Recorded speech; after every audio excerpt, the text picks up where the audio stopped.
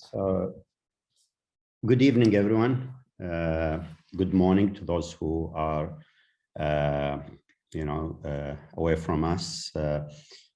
We have audience from across the globe. So, good morning, good evening, and welcome to this ECG and ischemic heart disease webinar that had been happening for the last 3 years. The webinar is a quarterly webinar, and we have been conducting it, as I said, for the last 3 years. It had been well received with a lot of positive feedback. So we welcome you, and we will have a good 2 hours session tonight. Tonight, I have my colleague, Dr. Sharif Bakir, who have been part of this since the start. And also, we have Dr. Hussein Hishmet from Fujairah, consultant cardiologist, intervention cardiologist from Fujairah. He's going to join us sometime later during this session. So we will start shortly. I'm going to give high-level objectives of this webinar. And then Dr. Sharif is going to step in and give you his approach to interpret a 12-lead ECG. As we've been saying, everyone should have a systematic approach to interpret ECG. You have to have your own. Dr. Sharif is going to share with you his own approach, and then we will go to the interactive session. This webinar works by interaction. So the more we have the interaction in terms of questions, answers, or we will show you the tracing and ask you to vote. So the best platform or the best way to view the and to log in is through a desktop computer or through a laptop rather than an iPhone or a phone, because the screen is so small where you cannot see the tracings very well. And then there will be interchanging screens. So I want you to interact with us. We will put the slides. There's a voting system that's going to work, and we will, we'll ask you your thought of the ECG, and then we will interpret it to our best knowledge. So again, question answer is in the Q&A, not in the chat box, please. This event is a CME accredited event, so you will get that from our colleagues from ICOM and then over the next few weeks. And again, I would like to thank our sponsors for this, for the support, our colleagues from V4 for their support. So we'll go ahead and start. I have a high level, again, objective and slides that I want to share with you, and then I'll get you to Dr. Sharif Bakir. So why do we conduct this symposium? It's very important to know that, ischemic heart disease is the leading cause of death. And to diagnose this patient it's very key to prevent the death. If you don't diagnose them, then you will lose them. ECG have been very important diagnostic tool in 12-lead in ischemic heart disease, 12-lead ECG, and interpreting the 12-lead ECG again is important. So doing it is very important. Doing it in the right time and interpreting it is very important. Also, understanding the limitation of the ECG is very important, because sometimes you may miss an MI. I'm going to share with you 4 cases that was where an acute MI or a chronic disease patients have been missed. So don't think that we are so advanced and we are not missing cases. Still, a lot of our colleagues and us, we miss cases because we don't think of doing the ECG, or the ECG is done, but it's not interpreted correctly. So first case, this is just examples that this is very important, having these ECG sessions. Some people think ECG is very straightforward, I can get it. No, you have to put it in mind, to order it, and to interpret it correctly. So a 38-year-old presents to an urgent care with chest pain. Those are his vitals. Basic blood work was unremarkable. So the physician in the urgent care thought this patient is having dyspepsia, gave him a proton pump inhibitor. The patient came back again with, so this is his ECG actually, and he did him and thought this ECG is within normal, some hyperacute T wave that was missed. And this patient was sent home and this patient died. So, you know, this patient maybe should have a repeat ECG, maybe should have been admitted. Again, case 2, 61, epigastric pain. Basic blood work was unremarkable, and this is his ECG. Again, he was given a proton pump inhibitor and asked to come back if the pain persists. He came back with massive inferior lateral ST elevation MI. You have to suspect, you have to repeat the ECG. Again, case third or case 3, 42 smoker presents with upper abdominal pain. And I will tell you later on, chest pain should not be just limited to a chest pain. So vitals, investigations, as you can see, unremarkable. ECG was not done. So 42 smoker with abdominal pain, upper abdominal pain, he didn't have an ECG. Unfortunately, he came the same night with this massive ST elevation in the anterior leads, and this patient died. Again, case number 4, 62, hypertension, diabetes, so multiple risk factors, the right age. He came with shoulder pain,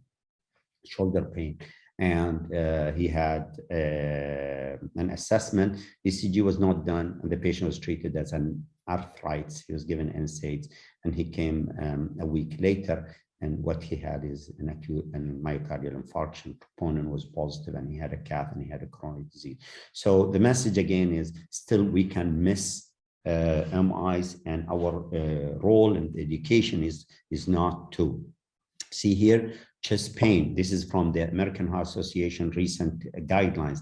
They say chest pain means more than the pain in the chest. So don't think of pain in the chest as the only trigger to do an ECG. It should be more than pain in the chest. So neck pain so a patient with angina or with coronary disease can present with neck pain only, with jaw pain only, with shoulder pain, with epigastric pain, and with arm pains, and some, of course, with chest pain. So it's very important that your level of suspicion should be high, especially in the right population. And this diagram, I pulled it out of the ACC, the most ACC-AHA guidelines, and they say chest pain, you do a history and physically, you do the ECG, and then you look. Of course, if there's changes, you're gonna treat them. But if you have a normal even ECG, repeat the ECG, do posterior leads and so on. So, and we will go over these. So it's very important that you go systematic in working up every chest pain patient. And remember that not every chest pain, chest pain is not limited only to the chest, it is outside the chest also. So, and the reason we're emphasizing on this is if those patients who are missed, look at the first column, if you miss a diagnosis with MI and the patient goes home, the mortality, the early mortality, these patients, 50% of them will die. If you admit them and you observe them, or they're STEMI and they go for primary PCI, their mortality is extremely low or relatively low, 5%, 3-4%. So, so admitting this patient and treating them is very important. And this would not happen without recognition. Remember that learning ECG is a continuous process. It's not something that you learn it at once. You have to improve your skills. You have to keep reading tracings and so on, especially if you're involved with cardiac patient. And look at this slide. I pulled it out of this journal, American Heart Association.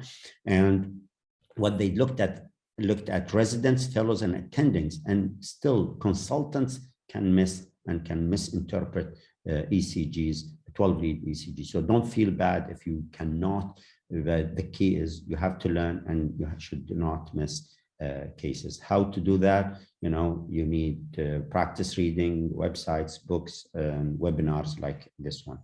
So I'm going to stop here and ask Dr. Sharif to step in and share with us his approach. So Dr. Sharif, you're going to share with us your approach. Everyone should have his own approach, but this is Sharif's approach, and later on we will use it in our reading during the webinar. Thank you very much, Dr. Zubeidi, for this introduction. Let us share my screen. Now I will share my screen. This is my screen. You see it? Just 1 minute. Share. Okay, you can see my screen now. Clear? My screen, you can see it, Dr. Zubeidi? I can see it, yes. Okay, yes. So thank you very much, Dr. Zubeidi, for this introduction, which is very, very important. Just I will add one small thing now above what Dr. Zubeidi said to make the thing a little bit confused. After the COVID now and the COVID vaccine, many patients now start to come in the ER complaining of chest pain and complaining of some form of fatigue and angina equivalent. So what is the message? We don't want to be more diagnosis, and also we don't want to be less diagnosis. And we have to understand the limitation of any test we are doing it. ECG is part of the story, but not the whole story. The most important part of the story is risk evaluation, respect the pain, and don't depend on one test. I hope Dr. Zubeidi agree with me on that. So, as we said before, everybody have his own scheme.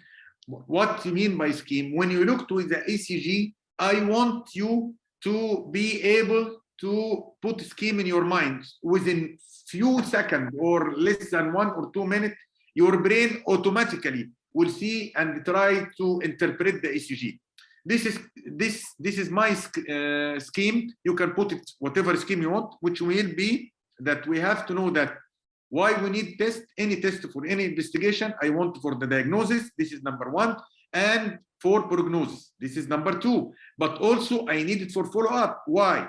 Because if the test in the beginning was normal, but I am still convinced that this patient is the test normal is not sufficient to exclude what I am looking for, I have to have a test to do follow-up. The ECG is fantastic in this situation. Why? You can repeat it. It's very simple, and there is no interference. I mean, so diagnosis and the prognosis, if I didn't get it from the first ECG, does not mean everything is stopped. If I still believe that this patient have ischemic heart disease, I have to follow up. As Dr. Zubeidi showed you, I have to repeat the ECG after 30 minutes or more or less, depend on my feeling and the impression of what I get.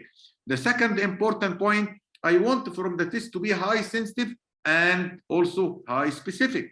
We have to know that ECG is sensitive but not high sensitive, which means that in the beginning, maybe somebody coming with acute MI, but he came so early in the emergency, so that the test, the ECG could be normal. Normal does not exclude the disease. It should be specific also. What do you mean by specific? I mean, I am looking for ischemic heart disease. It should be specific, but we have to know that there are in the ECG many variations that could mimic or could exclude in spite that the patient have the disease. You have to put this in your mind. So let us to go back to what I said by scheme. Scheme, I mean, when I look to the ECG immediately, within less than 1 minute, I should able to know the rate, it is regular or irregular, and I will go one by one very quickly. The axis of the ECG, interval of the QRS complex and the other PR interval, QT interval. I should look to the segment, ST elevation or depression, and also others, which mean there is any bundle branch block or any abnormal in the ECG. Why? We will see, as I think Dr. Zubeidi have a very good collection to show it to you. For example, pericarditis, something like that. Let us to go quickly. What is ST segment? ST segment represents the phase in the cardiac cycle between the ventricular depolarization and repolarization. Why it is important? This ST segment should be isoelectric relative to the segment you are looking for. Measure starting from the G point. So it is very important for me to know how I can diagnose the G point. This is very important. What is the G point? To understand this, G point is here. This is the connection between the end of the QRS complex and started in the ST segment. You have to know you are not calculating the ST segment elevation from the G point. You have to go 2 small square millimeter away from the G point and then to calculate if it is elevated or depressed. Second thing, for example, look here. This is ST segment elevation. because I look to here for the ST segment, go from the J.2 millimeter. Yes, it is elevated. And I have to know where I am looking for it. It is in the chest lead or in the standard lead, because the different, for example, if it is in the chest lead, I need at least 2 millimeter in the men, 1.5 millimeter in women. While if it is in the standard lead, I need only 1 millimeter. So it is depend where you are looking for. And also you have to compare where I am comparing the baseline. Look here, this is the baseline. And this is the ST segment. You have to understand that. So when I'm saying this, here is the ST segment, the baseline. So I have to know where is my baseline. So this is very important to put in your mind. Look here also, ischemia due to left main, for example, left main coronary artery occlusion. We have a very fantastic place, which is the AVR. If you find ST segment elevation in the AVR, this is, you have to understand the ST segment depression more than 1 millimeter in 8 or more surface lead. This is tell you that there is something very strange or very significant wrong. Or if you find ST segment elevation in the AVR, if AVR and I find that ST segment elevation, this is maybe mimicking or tell me that there is left main equivalent coronary artery disease, very serious situation. Then we have to also isolated posterior myocardial infarction. I am sure Dr. Zubeidi will show all of you in his presentation. If I feel that there is a possibility of posterior MI, I have to go back to in the V7, V6, V7, V8, V9. So isolated ST segment depression in the lead from V1 to V3 and ST segment elevation in the posterior lead, this is tell me that there is something wrong in the posterior MI. Also, we have to know if you see ST segment in the lead 1 to V3 and the posterior ECG V6, this is help me to differentiate posterior MI versus anterior ischemia, because we have to know the patient now is in ischemia or maybe have a previous MI before. Ischemia, I have to take him direct to the emergency, to the cath lab if he's in ischemia. But if you have inferior infarction before, maybe this is an old. I have to, all this will tell me what to do. And Dr. Zubeidi will discuss with you all of this. Remember when to record the additional lead, V3 right or V4 right. Why? Because if somebody have right ventricular infarction, and when to know, for example, if somebody with inferior wall and you find that the patient is having hypotensive, we have to know that inferior wall is not part of the contraction of the left ventricle too much. So if somebody have inferior MI, which is cannot explain the severity of his hypotension, you have to go to the V3 right and the V4 right, just to tell you why we are doing this. Now, we have to know that during the sequence of myocardial infarction, this is the normal peak T wave. Peak T wave tell me that there is something wrong is going. Progression of ST segment elevation, also something wrong. And this is in the first minute or hour. If they find that the patient start to lose the R wave in the lead, this means that now we are talking about something more than 12 hours or more than days. Also, this will depend on my presentation added to the history taking and the ECG. Also, loss of the R wave. So this is to tell me that the patient maybe is infarcted. I have to look at the Q wave, how it looks like. And if I find that T wave start to be depressed, I'm talking about days. If there is a prolonged Q, there is persistent Q wave, maybe this is days. All this will help me. And also the ECG will tell me sometimes where is the location of the MI, depending on which ECG, which segment in the ECG I am looking for. All this will be discussed. So hyperacute T wave, winter sign, which means that because many of you are like the term of some expression, winter T wave. This is hyperacute T wave with ST segment depression in pericardial lead. Usually, we often interpret this as ST segment equivalent, or this is predictive of left anterior descending wellness sign syndrome. This is biphasic T wave in V1 to V3. Sorry, V2 to V3. Remember, from V1 to V2, it is normal to have ST segment elevation, as we will see. I am trying to talk very quickly because I don't want to take time from this. I want to depend on the presentation that cases Dr. Zubeidi will give you. Also pseudo-normalization. Somebody have T-wave inversion before if you have his previous ECG and now came with T-wave upright. This does not mean there is something okay. This is strongly tell you that maybe ischemia if somebody known to have T-wave inversion and suddenly the T-wave became upright. So to understand also you have to know the QRS waveform nomenclature. When I said R capital like this, R small like this, RS, R dash like this, you have to know the nomenclature of the ECG. There are 10 rules for the normal ECG. Let us to go quickly one by one for each rule. Rule number 1, PR interval should be 120 to 200 milliseconds, or to make it for you simple, the PR interval should not be more than 5 small square and not be less than 3 small square. Because if 2 small square, I will say short PR interval. Rule number 2, P wave should be upright in lead 1 and lead 2. Lead 1, all the yellow color. Lead 1 and lead 2. And then from V2 to V6. Why? Because in V1, you can find T-wave inversion. P wave inversion. That does not mean anything. So we have to understand this. Rule number 3. The width of the QRS complex should not be more than 2.5 small square. If you find the width of the QRS complex is more than 3 small square, this means that you are talking about bundle branch or wide QRS complex. Clear? And then rule number 4, the QRS complex should be dominantly upright in lead 1. Look to the lead 1 and lead 2. The QRS complex should be upright. And the QRS complex should be RS in V1 and the QR in V6. We have to understand why. This is because of the electrical activity in the septum. So we have to understand this. This is very important. Then rule number 5, QRS and T-wave tend to have the same direction. If the lead have QRS upper, the T-wave will be upper.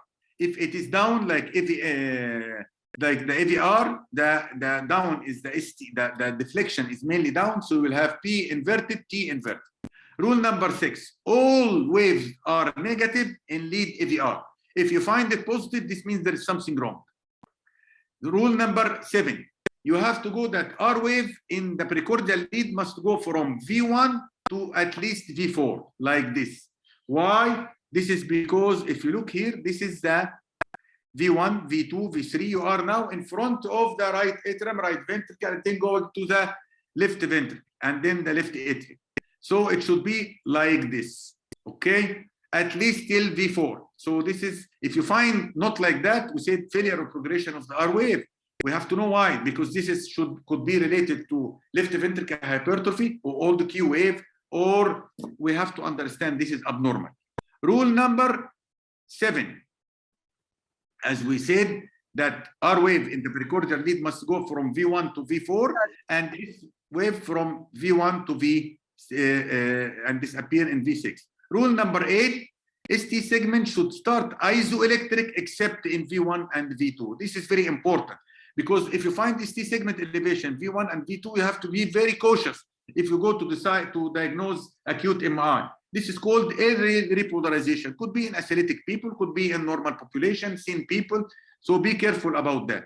Rule number 9, which is should be no Q wave or only small Q wave in less than 1 small square in lead 1 and lead 2, and also from V2 to V6. If you find Q wave more than that, you have to know that could be old myocardial infarction.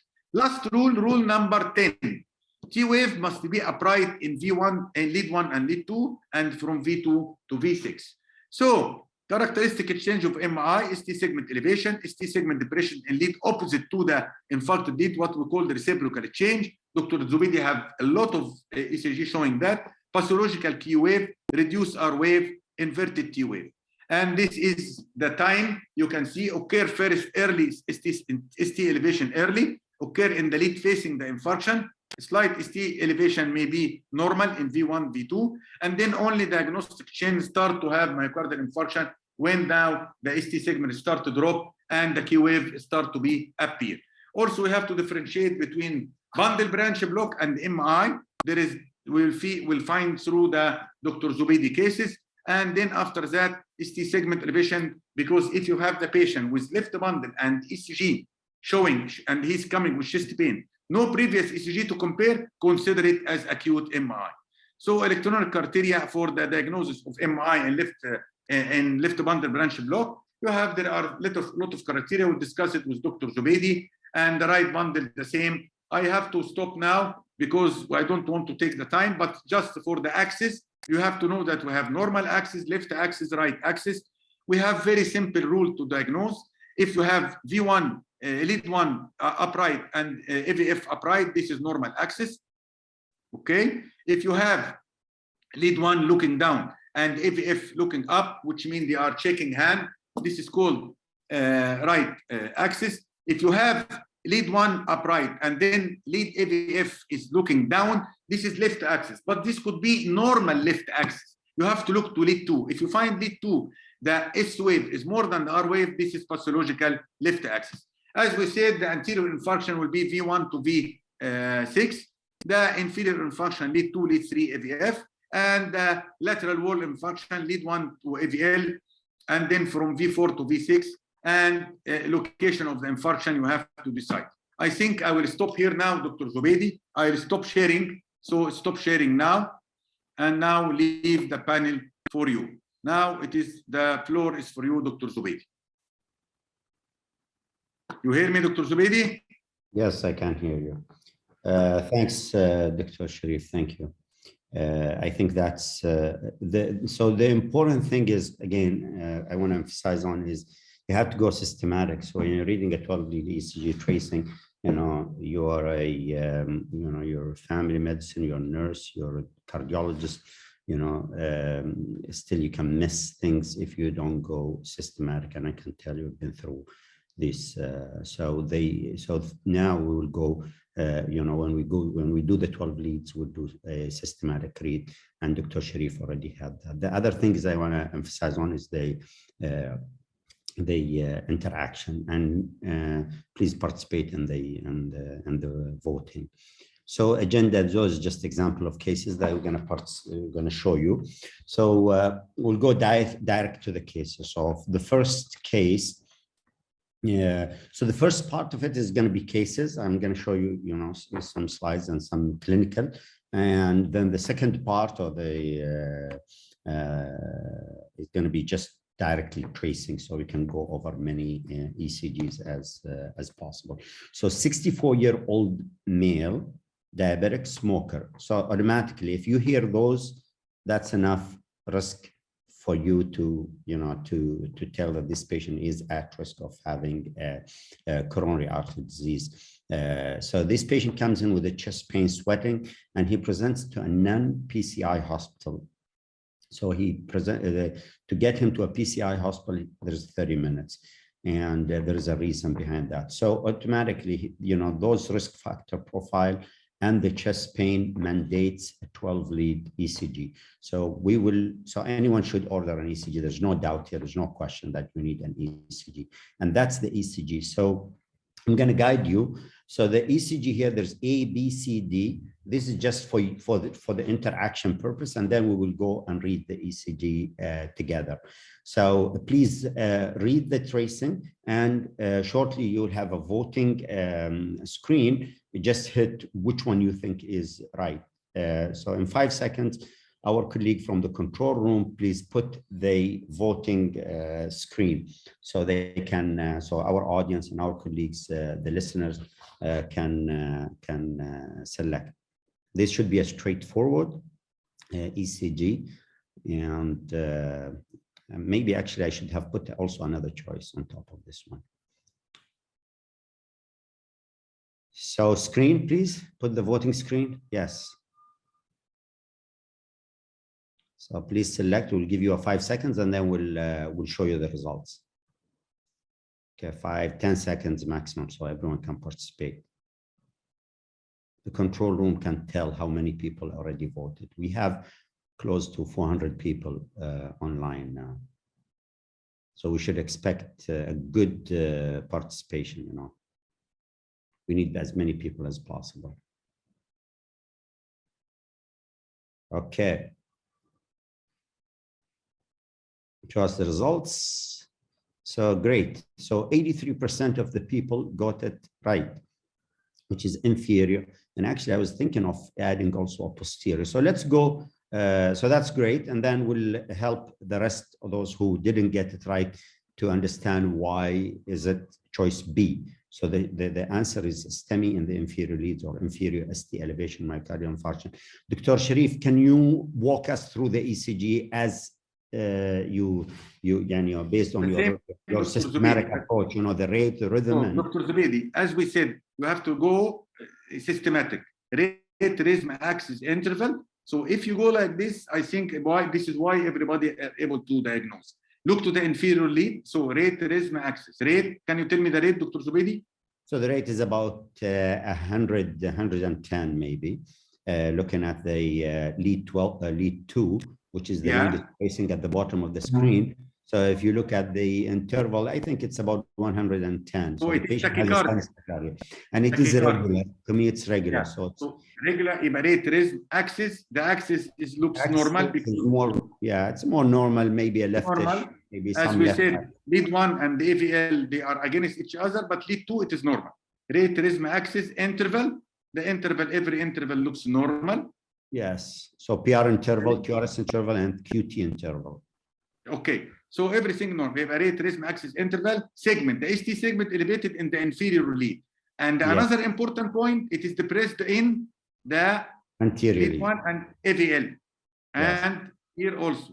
So and this also, is I don't know if everyone can see the mouse, but there's a dominant R waves in V2 and V3. So as you mentioned, Dr. Bakir, there is ST elevation in lead 2, lead 3, AVF, and then there's ST depression in V1, which is the chest lead, V1, V2, and V3.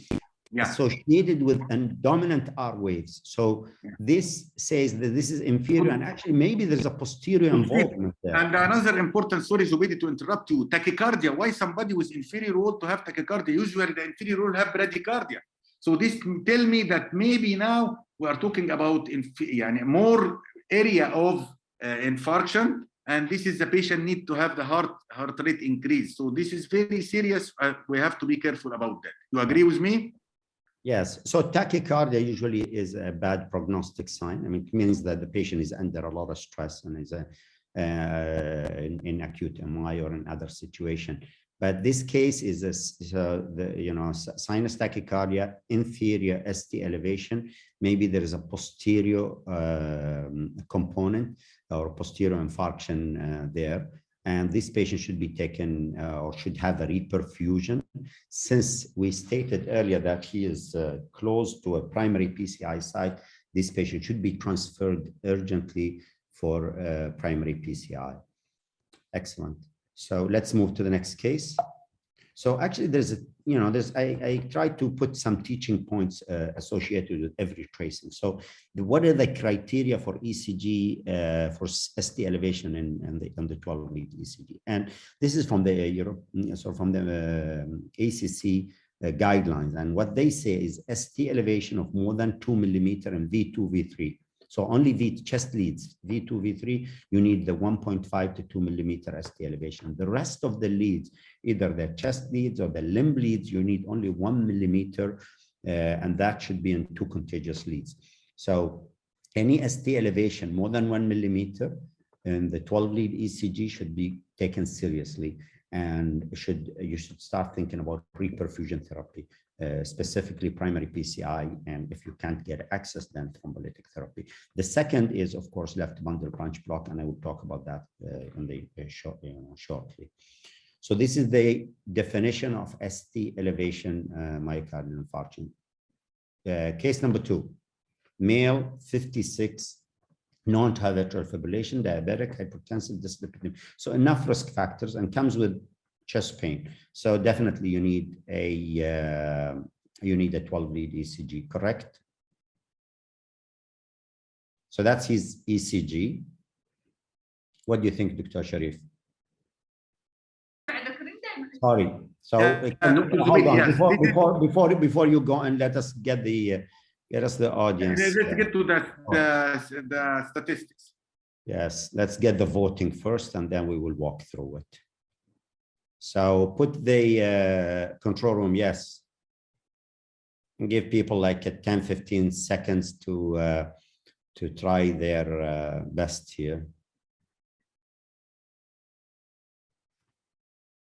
So this patient is going to have paroxysmal FEB. Luckily here it's not in.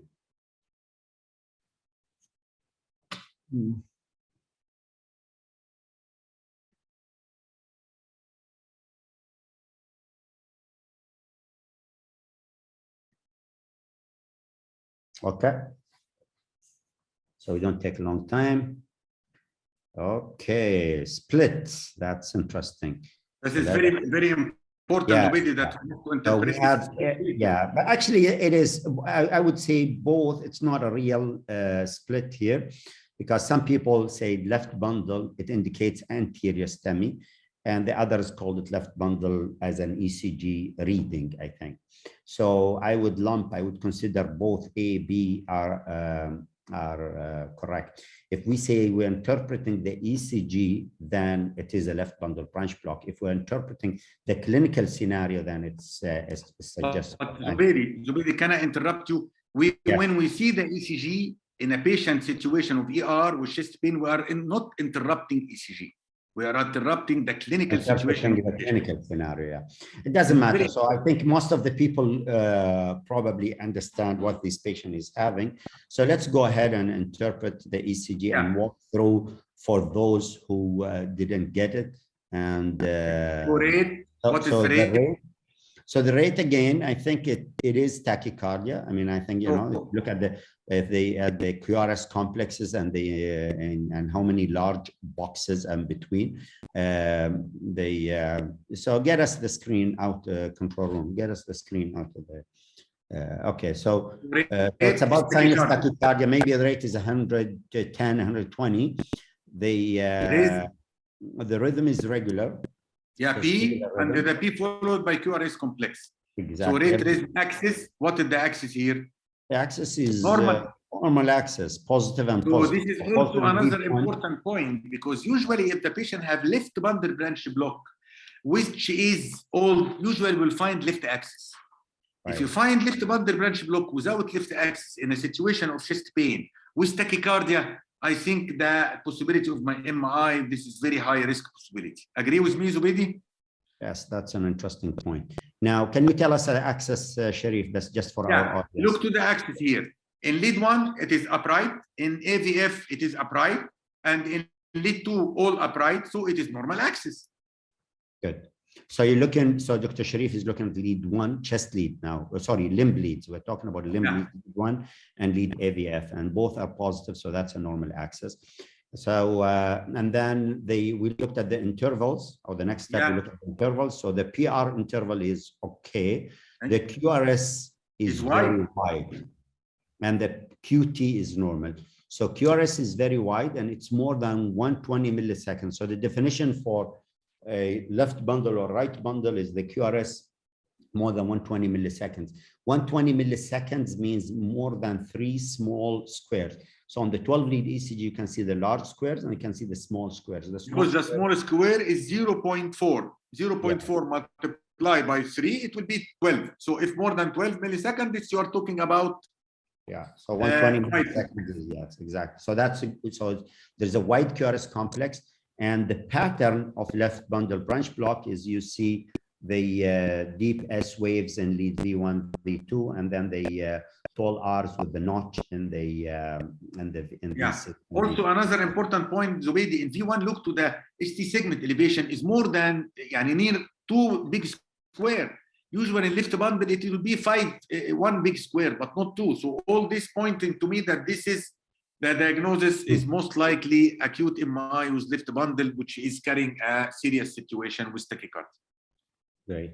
So I think that's the point is, you're trying to use the Scarboza criteria in diagnosing left bundle branch block. But regardless of those criteria, if you're having a new if you're having a left bundle branch block on an ECG in someone who comes with chest pain, please take it serious. Left bundle with chest pain, usually take it serious. If you have an old ECG, that is a blessing and it will help you. If you don't have it, then you get it treated as a as an acute. This patient, this is his ECG a year ago, and interestingly, it was narrow QRS, and at that time he had atrial fibrillation. So this patient was treated as an acute ST elevation MI, and he was taken to the cath lab for primary PCI.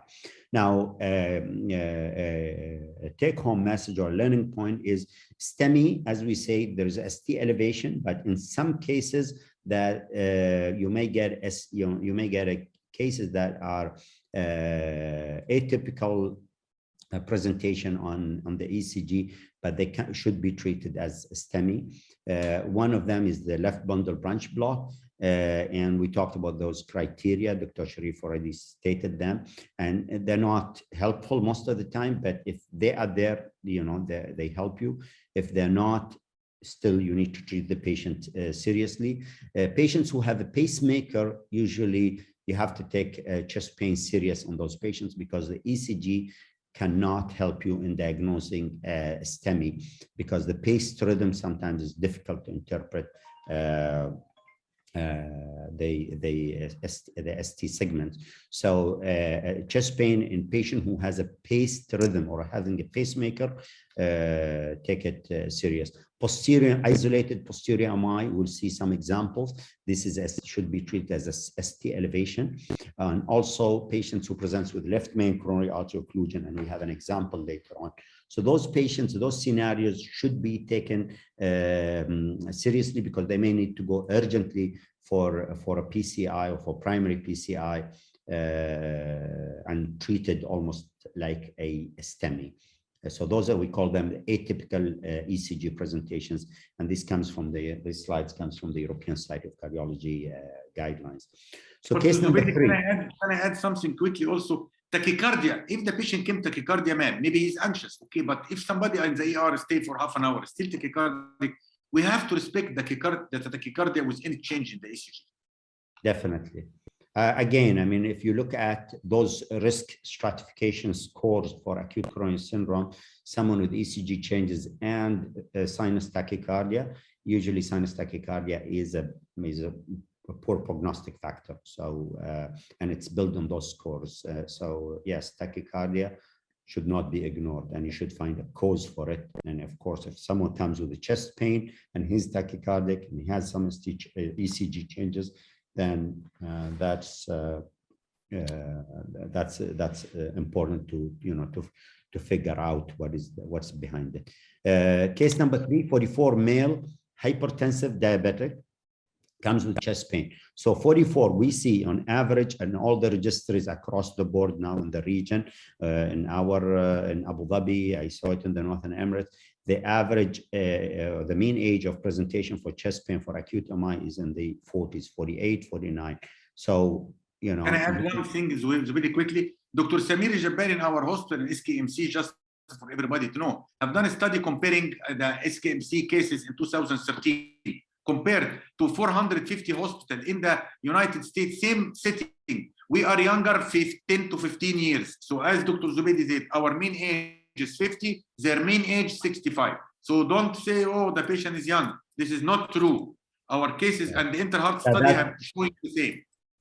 That data compared, I think, regional data to the NCDR or the US data, and our population are very young. So, take a chest pain in in this region, take it seriously. That's the message. So this patient they went ahead and did the ECG, and that's his ECG voting screen, please. Control room, voting screen, quick. Go systematic again.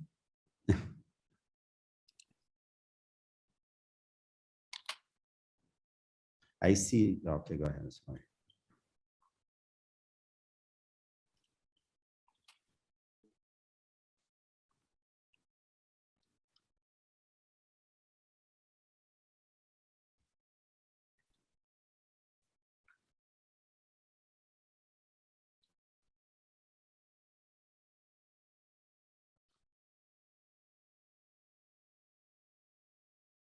Okay.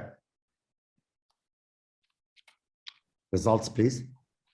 Okay, that's great. So there's a lot of split here. So some people thought there's an anterior ST elevation, and then another group thought inferior ST elevation or inferior ST infarction.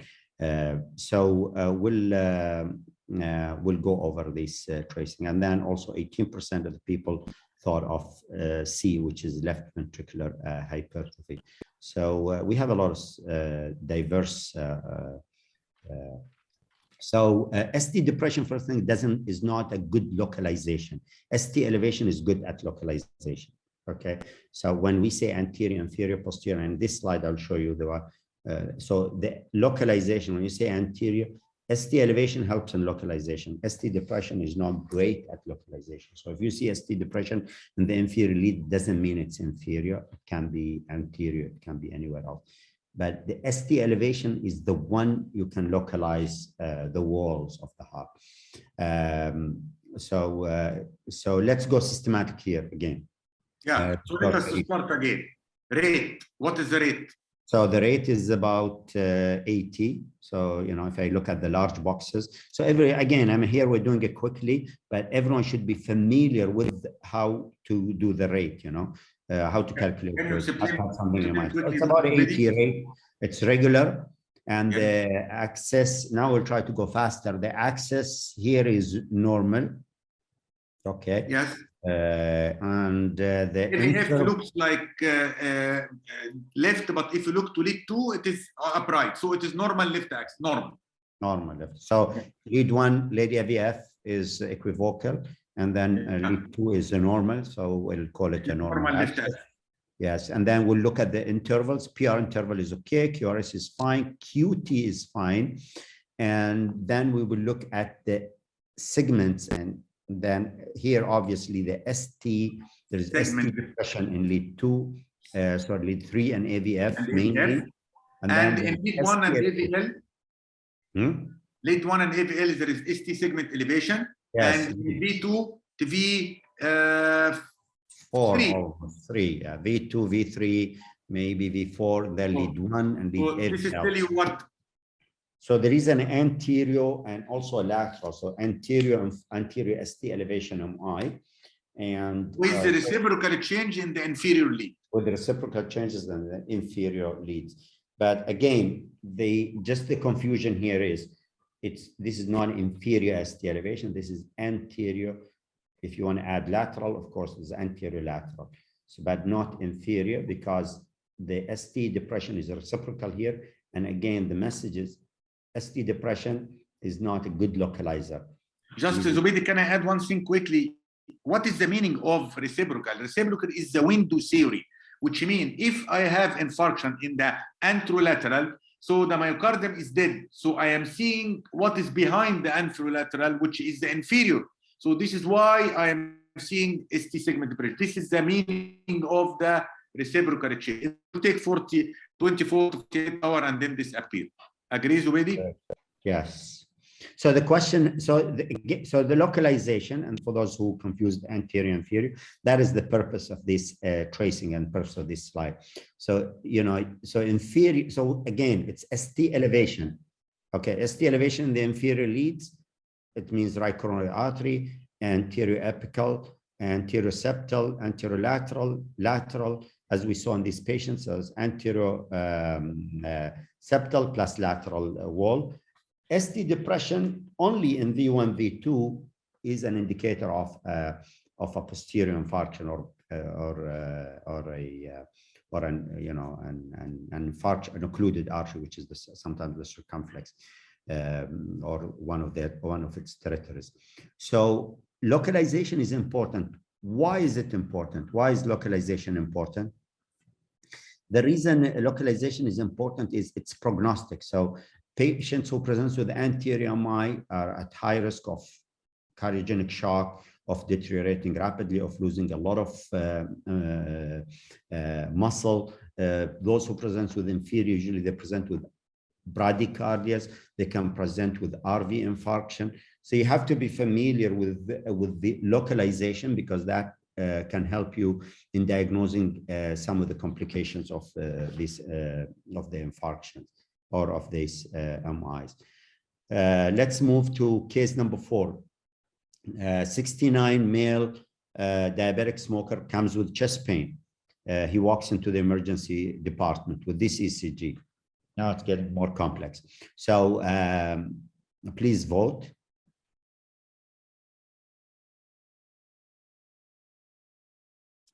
So there's obvious ST elevation. I don't think, you know, you should be missed. Can I help you there? And then, of course, I mean, the rate is very slow.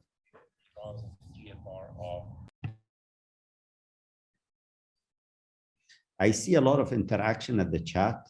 Unfortunately, I can't see. Don't answer on the chat, please. Try to answer. I see some people are answering on the chat. I don't have time to watch the chat. To be honest with you, I focus mainly on the Q&A. So please, you know, I see some questions in the Q&A. We'll try to get to it. So get us the results of the poll. I hope a lot of people are participating. So actually, we have a good number of people who are participating. Again, there is some split here. And so some people thought this is inferior ST elevation only, and some thought inferior with posterior involvement. And I think, you know, if you called it ST elevation, I think that's enough for us. And then differentiating or telling if it's posterior or not is a debate, I guess. But of course, I mean, if looking at this ECG, probably there is a posterior component, but also there's a incomplete FEB block. So, Dr. Bakir, how can we go through this tracing? You want to take it?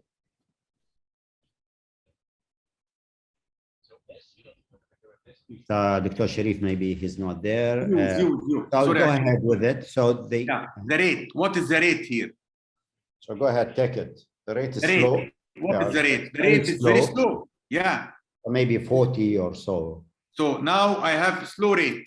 Then the second question, the rhythm. Is this sinus rhythm? I mean, every P wave followed by QRS complex, or no. I cannot see P wave, or the P wave not followed by, and the QRS complex is not followed by the P wave. What do you see? I believe there is P waves, but they're very slow, and they are disconnected from the QRS complex. So there is a QRS complexes that are regular. But even the P wave, look here to lead 2. Lead 2. Where is the P wave? I have 2 P wave here, yes? Yes, yes. But they are very fast. If this P wave, because the distance between the two, so I don't think this is a P wave. This could be atrial fibrillation. I don't know where is the P wave here. I cannot see P wave. And if this only 2 P wave, this will be the rate here around 300 something. But there is no other P wave after that. You see, where is other P wave? There is one in the V1. Yeah, maybe there's another deflection. So what we can agree on this is there is a severe bradycardia. Okay. Severe brady. Sometimes you don't have to. Ventricular rate is slow. Yes. Again, but it's just a message, Dr. Sharif. So the message to our colleague, you know, the audience, sometimes, you know, in acute cases like this, you know, what you need to know, this patient has got severe bradycardia. Yes. Taken care of. Probably he may need atropine, or he may need a pacemaker or a dopamine to bring his heart rate. So you need to act rapidly. Obviously, he has an ST elevation that needs your real attention again. So, you know, you need to do your ACLS protocol, and then you need to do your rate rhythm axis. The axis looks is normal axis, yes. The rhythm is bradycardia. I don't know it is sinus or not. It looks like it is not sinus because I cannot see P wave followed by QRS. So there's an AV dissociation. Maybe there's a sinus arrest. Yeah. So the sinus arrest rate rhythm axis interval. The QRS complex looks okay, normal. There is no white complex. So it looks like an AV nodal rhythm, but above his bundle, above the bifurcation. And the rate rhythm axis interval, the interval, as we see, there is no QRS, there is no wideness of the QRS complex. You see here, there is no wide QRS complex. It is elevated ST6. Why? Because here the QRS complex in V1, it is narrow, it is normal. So rate rhythm axis interval, axis. So the important point here, I want you to look to lead 2. What is in the lead 2? Look to the last 3 lead. There is one ventricular premature here. You saw it? at the end of the lead 2, and the V4, V5, V6, the last lead. So this is severe bradycardia. I don't, if the patient is hypotensive and I won't use an IV medication, it should be dopamine or something which I can stop it quickly. Because if I give atropine or something like that, which does not help here, he needs to have something to raise the heart rate and raise the blood pressure, because for sure the blood pressure is low, and something which I can stop immediately, because this patient, if develop tachycardia, it will increase more the myocardial infarction. Agree with me, Zubeidi? Yes. So let's agree on the ECG, on the tracing. So it's a severe bradycardia, most likely complete AV block because of sinus arrest, or which is common with the inferior wall, by the way, because the blood supply to the ST node and the AV node are the right coronary. And there's an inferior ST elevation, and then posterior involvement, because the R waves in V1 and V2 are very dominant. And then, of course, there's a complete AV dissociation. The sinus is arrested probably, and this is some sort of a ventricular escape rhythm.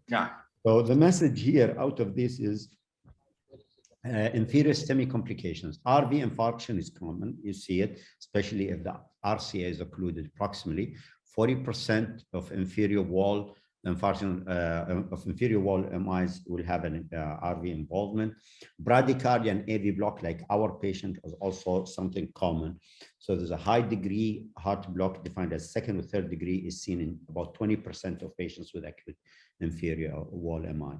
So you have to be prepared with, when you see an inferior ST elevation, usually think of RV infarction and think of bradycardias and think of AV blocks. Sometimes you don't see them at the start or when they see the patient first, but be prepared. This patient may go into a complete block, or he may go into right ventricular infarction. So those are the kind of complications you should be expecting when you see an inferior MI. Next case, male, 39, hypertensive smoker, family history, comes with chest pain, sweating. He was the age now is younger and younger, Zubaid. Yes, not intentionally. I didn't put them intentionally. But this is how they are. So this is his 12-lead ECG. So the voting again. Dr. Hussein, welcome. Hi, Dr. Majid. Join the. So we have more than 400 attendees online, and they're very interactive with us. We have the poll here. We have the 12-lead tracing there, and our colleagues are trying to, to guess or to read the ECG and get their guess, and then we'll just interpret together. So we're giving them a few seconds. Yes. No. We have the advantage of seeing it, at least me, I have the advantage of seeing this tracing earlier. So, so shortly we'll have the poll up there.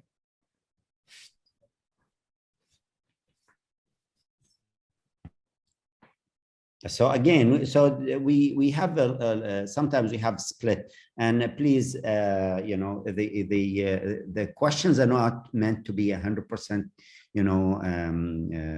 Matter of there's no right or wrong. I mean, so if you say inferior and then it's inferior posterior, don't feel so bad. I mean, you got the ST elevation of the diagnosis, but it's and the management most of the time is going to be the same, but it's just about the tracing itself. So here we have a split between A and D. So some people think it's inferior ST elevation, and some thinks inferior with RV infarction.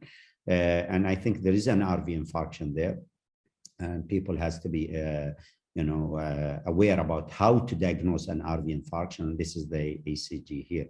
So, Dr. Sharif, help us interpreting. Could you help us in this interpretation? We said usually you put on the screen, raise rate, raise axis interval. Could Dr. Hussein help us in this? Yes, let's go by the scheme. Yes. It is sinus rhythm, and the PR interval is, I cannot zoom the screen, and I think we're going into first-degree heart block. It's So almost, it's yeah. sinus Some sort of rhythm or it's degree. normal. Okay. The rate is okay. It's like between 75 and 100, let's say 85, 90. And the axis, the QRS axis is normal. B wave is okay. There's no apparent atrial abnormality. The PR interval, I think it's slightly prolonged. Now the QRS, there is criteria for LVH. The simplest criterion is finding the QRS in V6 bigger than that in V5. So we may have a background of LVH as well. Then let's go to the core of things, which is the ST elevation. We see clearly ST elevation in lead 2-3 AVF, and we see clearly also the reciprocation in 1 AVL. And we always try to compare lead 3 versus lead 2, because the vector of the ST segment tells us, gives us a hint whether it's an RCA or circumflex. Here, the elevation in lead 3 is more like 7 or 8 millivolts, where in lead 2 is more of 3 millivolts. So I'm speaking of an RCA lesion, probably. And now looking at V1 and V2 and V3. We see significant ST elevation in V1 and V2. And whenever we see ST elevation in V1, V2, in the setting of an MI, we are worried about two things. The first one is a left main, because the vector of injury in the left main also extends to V1. And the second possibility is an RV infarction, because V1, V2 are overlying the sternocostal surface of the heart, which is dominated by the right ventricle. So if there is an injury current involving the right ventricle, we can't see ST elevation in V1 and V2. It's uncommon to see it extending into V3, but if we know our lead position is not always perfect, so if V3 is tilted chiefly towards the midline, we can still see it extending into V3.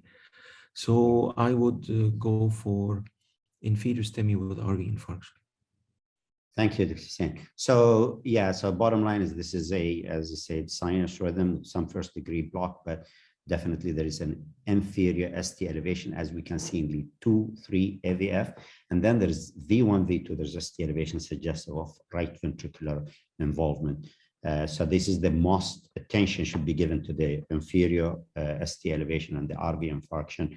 And in the next slide, what I'm going to show you is, if you are suspecting and you're not sure, and you want to confirm that there's an RV infarction, then you do that, what we call the RV leads. So if you hear someone talks about right ventricular leads, then those are the right ventricular leads. Of course, the previous tracing was standard 12 lead ECG. But if you're suspicious in this tracing, the one that we showed you, it's clear cut, it's very obvious that there is an RV infarction. But if you're not sure in some cases, then you may ask your technologist, or you can do if you're doing your ECG yourself, then place the leads towards the right side, and probably V3 and V4 leads will be the most sensitive to pick these these findings of the RV infarction. Of course, if you have an RV infarction from a clinical point of view, you need to make sure that that this patient may be volume sensitive, so they need fluids to help recover their blood pressure if they're hypotensive. So any other points, Dr. Hussein or Dr. Sharif, you want to add to RV infarction, inferior STEMI? But I want to add something. I think all the audience have been noticed that Dr. Hussein joined us a little bit late, but you see, without any discussion, he's going the same scheme. So everybody should have the scheme in his mind. He will never lose any diagnosis. Agree with me, Dr. Hussein and Dr. Zubaidi? Yes, yeah. To follow the scheme. Yes, of course, it's essential. If you don't have a scheme, you'll be lost. Exactly. So that's what we have been emphasizing, saying to our colleagues and audience, that regardless you read ECGs every day or intermittently, you have to do it systematically. Otherwise, you will be you may miss cases.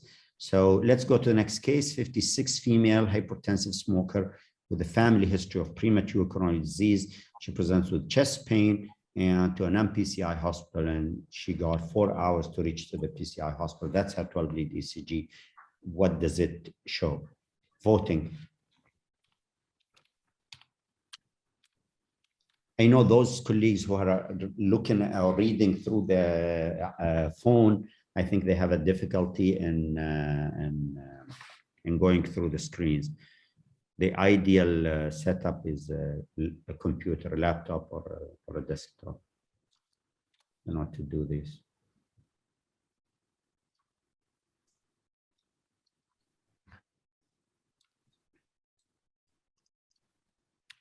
Again, systematic, go systematic when you're reading your tracing.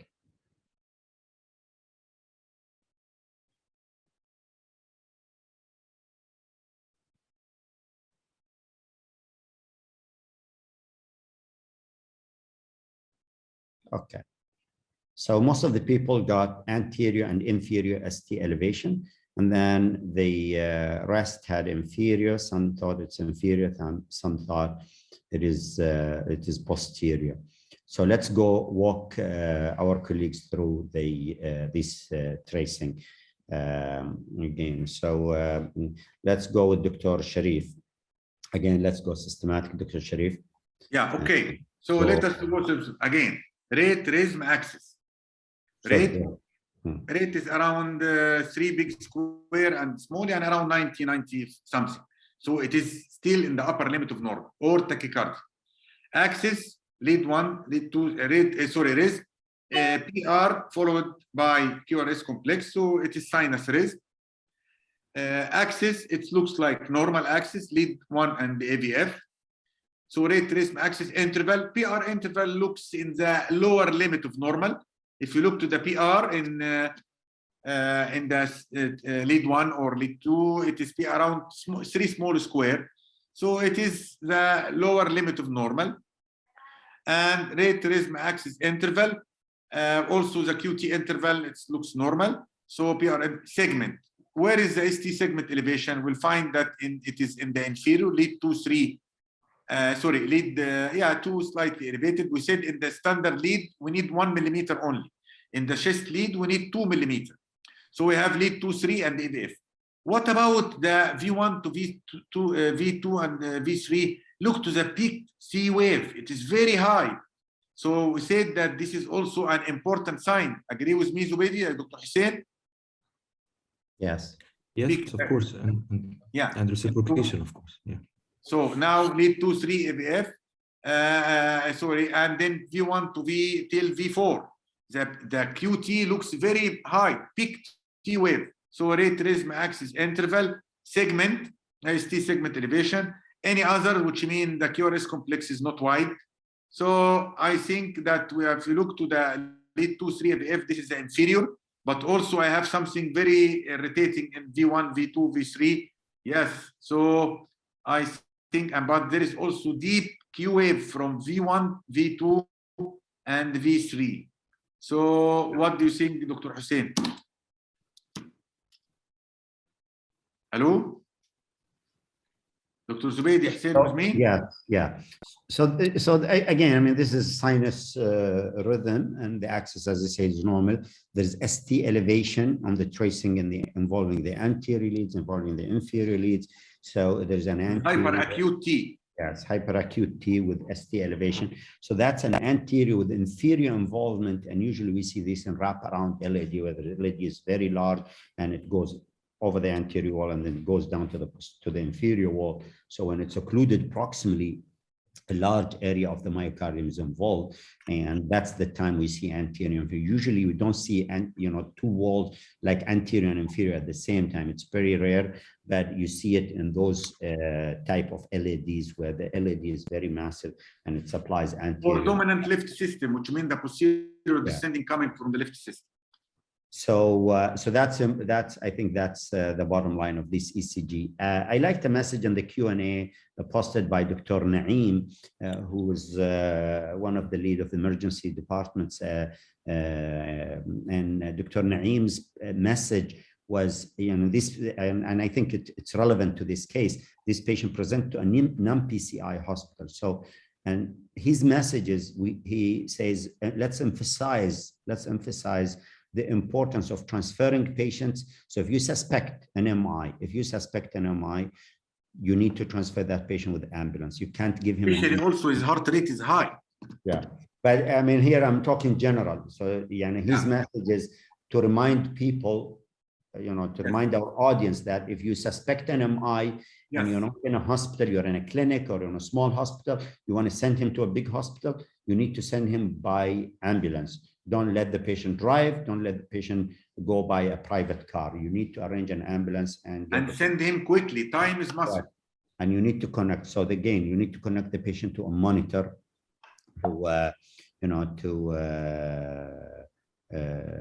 before you transfer them. So, and that's the message here again. 12-lead ECG recording and interpretation is indicated as soon as possible at the point of first medical within 10 minutes. So every patient with chest pain should have an ECG within 10 minutes. This recommendation comes out of the European Society of Cardiology guidelines or the ACC guidelines, AHA guidelines, international guidelines.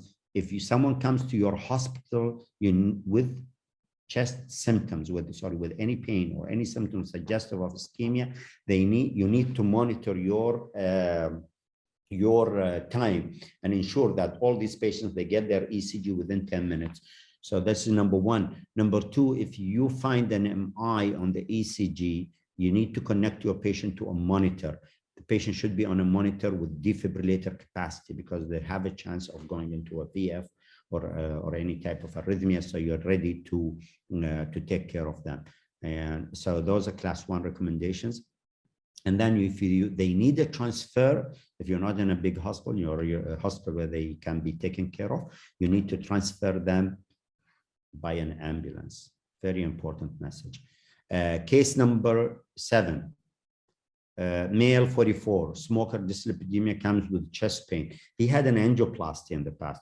That automatically, if you have someone who had the evidence of coronary disease, you have to take them very serious, very, very serious. Someone with a cardiac history comes with a chest pain, most likely has something.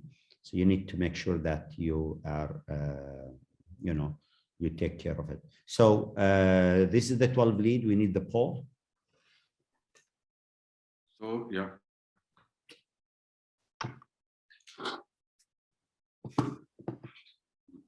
This is an interesting one.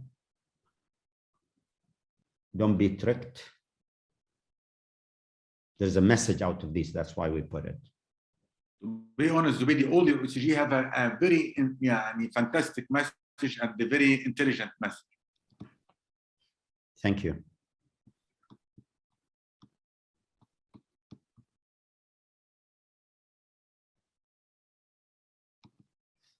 A bit tricky. Let's go get the results. Okay, so 60% thought this is within normal limits. Okay, and then the rest, the other 40% thought it's split. The participants, 110, 110, so above so out of 100. Okay, so 60% thought this is within normal. Okay, what do you think, Dr.? Yeah, so it's a sinus. I'm going to take these. So it's a sinus rhythm. The rate, it's regular, okay, and the rate is about 75 or maybe less. So about 75 beats per minute.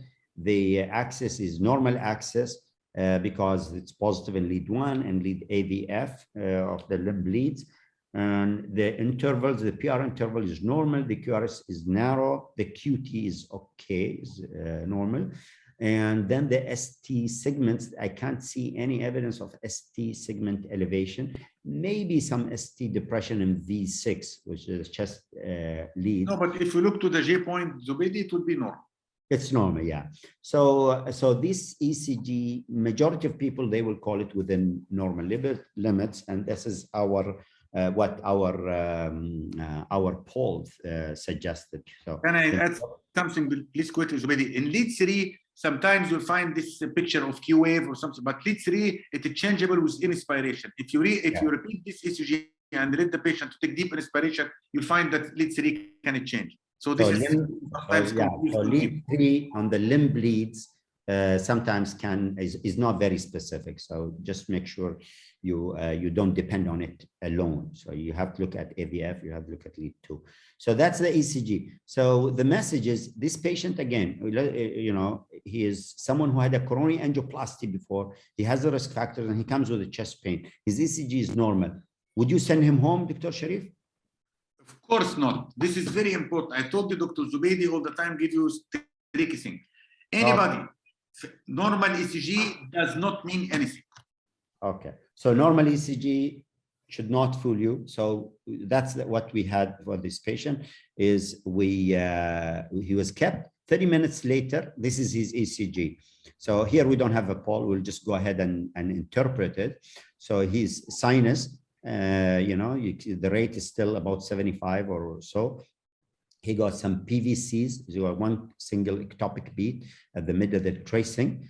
And then you look at of course, the intervals are the same, but the ST is now the start of ST elevation in lead 3, lead AVF, and lead 2. Also, there is ST depression in V2 and V3. And if you look at the posterior. Lead 1 AVL, Zubeidi, lead 1 and AVL. And lead 1 AVL, there is ST depression, exactly. And AVR, look to AVR is not it is suspicious little bit. Elevation, exactly. Yeah. So the message here is the ECG totally deferred, totally changed in half an hour. And that first ECG could have fooled someone and let the patient and reassure the patient and send him home. And he would come back with an MI or even they can die, you know. So a very important message, you know, someone at risk or someone with the chest, you know, risk factors comes with chest pain. If you have a normal ECG, that does not rule out. Use your clinical sense. Use your clinical sense to decide before you send them. Of course, this patient will need a troponin and cardiac biomarkers to help in the diagnosis, but obviously the patient converted into ST elevation just in half an hour.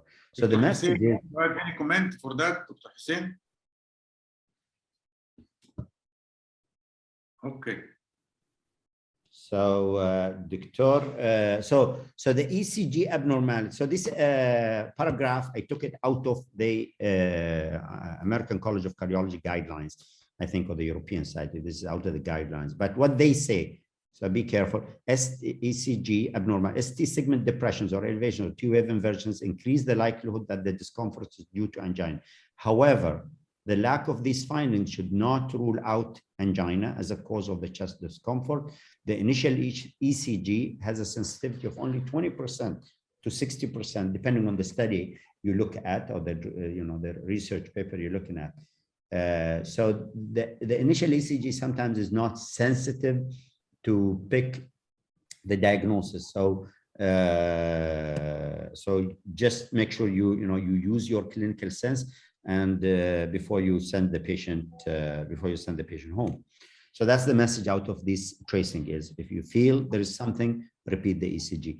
Male 48, this is case number 8, male 48, dyslipidemia, smoker, strong family history. Someone with, family history is very important. So strong family history of premature coronary disease should make you worry. Comes with the chest pain, that's his ECG. Let's see the poll. So let's see how, now we need more people to get it accurate.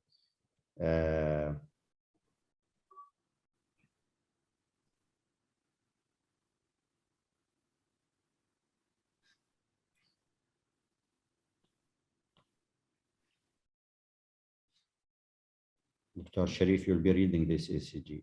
Okay. Prepare yourself.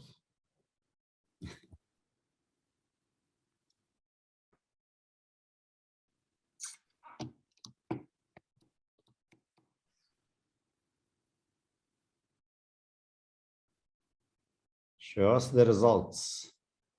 We need more participants. I don't know how many do you have. The control room would know how many. 406. Yeah, no, we have more than 400, but we need them to participate in the poll. Not all of them they click. I know some of the questions I see hundreds, some of them I see only 150, some I see more than that. So we need more than 50%. So, so majority got it, got it or voted for D, which is inferior and posterior lateral stemming. Inferior posterior lateral. So go ahead, Dr. Sharif. yeah. So schematic. I will congratulate the people who get it correct. So let us to go rate raise my axis interval. So rate is around 1, 2, 3, 4. So the rate is around how many big square here you have? So 1, 2, 3, 4. Yeah, around 78 or something like that. What do you think? Yes. Axis rate rhythm is normal. P wave followed by QRS complex. Rate rhythm axis interval, it looks normal. PR interval normal, QT interval normal. Rate rhythm axis and the axis looks normal because the lead 2 it is upright. Rate rhythm axis interval segment it is elevated. Where it is elevated? In lead 1, lead 2, and in lead AVF. Okay, so we have now 2 AVF represent the inferior, lead 1 and lead AVL represent the lateral, and then we have ST segment depression from V1, V2, V3, V4. If we take this ECG and make it turn upside down, it will be look like ST segment elevation, yes? And this is what we call the posterior wall. And if you turn the ECG upside down, it will be, instead of ST segment depression, it will be look like ST segment elevation. And this is how we diagnose the posterior. So inferior, posterior, and the lateral. So also in V6. Thank you. So, thank you. Yeah, I think that's it's an amazing ECG. So there's 3 walls that involve the posterior, the inferior, and the lateral. Of course, this patient will need to go for reperfusion therapy and for primary PCI. Let's go to the next slide. So again, I mean, this is just a slide to emphasize on the posterior. If you go backwards, this is the posterior. Dr. Sharif, you pointed out ST depression, and this tracing, just I would orient you. So when you see V4, V5, V6, those are actually V7, 8, and 9. So it's a posterior leads. So sorry for the naming, but it's V7, 8, and 9 posterior leads. And that's why you see ST elevation here, because it's a posterior leads. And I will show you what do we mean by posterior leads. So posterior leads is what you would go and do is you would stick the leads at the back of the patient, at the axillary line and at the scapular area, and record the tracing. And if you're suspecting a posterior infarction, as Dr. Sharif mentioned, ST depression, and when you flip the ECG and it looks like ST elevation, do posterior leads, and you will see what I showed you here on this tracing: V4, V5, V6, V4, V5, V6. Those again are, the posterior leads. So if you suspect a posterior infarction, especially isolated, this here in this case, it's part of a bigger infarction. But if it's isolated, usually it's very helpful to do posterior leads. If it's isolated posterior infarction. Case 9. Obese female, 53, with multiple risk factors. She comes with epigastric pain, shortness of breath, and she presents to a primary healthcare center or clinic. Poll. Oh. Let's take the poll out there. Let people Let them to first to vote.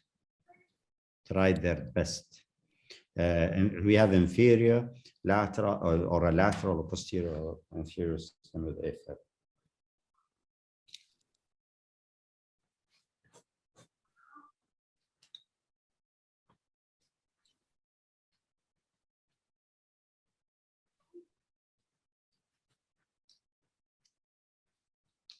We need more participants, please.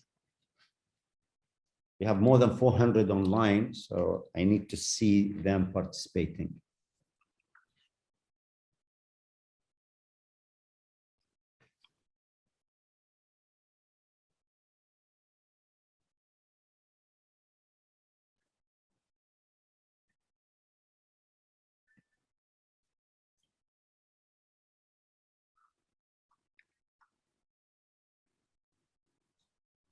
Okay, great.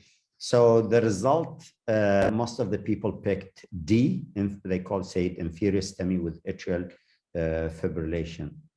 Yes,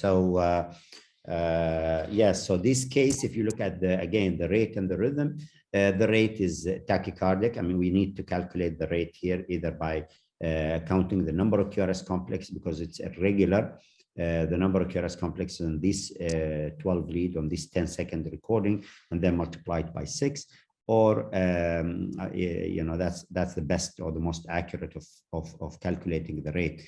And then the rhythm, of course, is irregular, so that indicates there's irregular rhythm. And then let's go to the axis. The axis irregular rhythm without P wave. Yeah, I mean. So this is the atrial fibrillation because you can find regular with P wave, but here there is no P wave.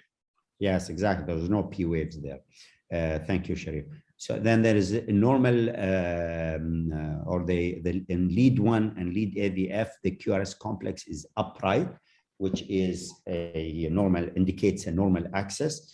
And then we look at the intervals. So there's no PR, of course, we can't do that because there's no P wave. The QRS complex is narrow, as you can see in V5 and V4, V5 and 6. The QT is okay, as in some of the leads, like lead 1. And then let's look at the ST segments. The ST segments, obviously, in lead 2, 3, and AVF, there is an ST elevation. And then if you go to the chest leads, V1, V2, V3, there's ST depression. So ST elevation in the inferior indicates inferior ST elevation MI, and the ST depression in the V1, V2 indicates or suggests there's a posterior infarction. Of course, you can do the posterior leads to prove that there is a posterior infarction, but this patient definitely will require a reperfusion therapy, and he will require to go to the cath lab for a primary PCI.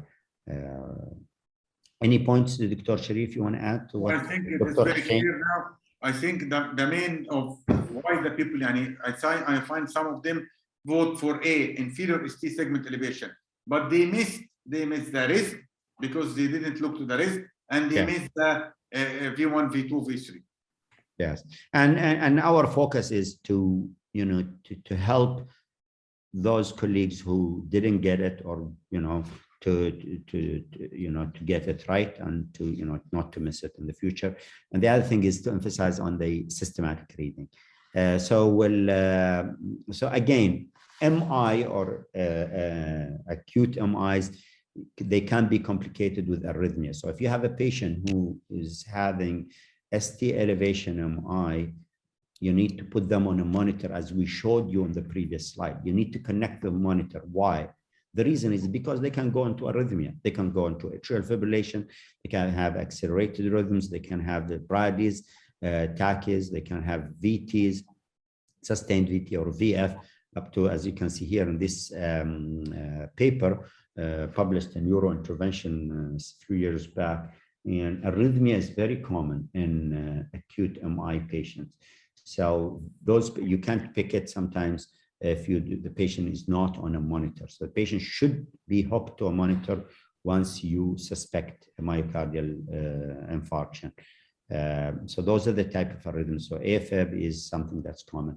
Case 10, 45, male, chest pain, comes with chest pain, or he calls the EMS because of the chest pain and vomiting. So EMS goes there and they record this ECG. What do you think? If you are an ambulance person and you record this ECG, what do you think you're dealing with?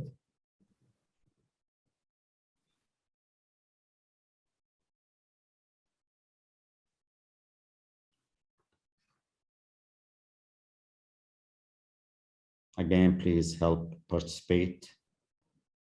We're getting more people participating. For those who are not, please.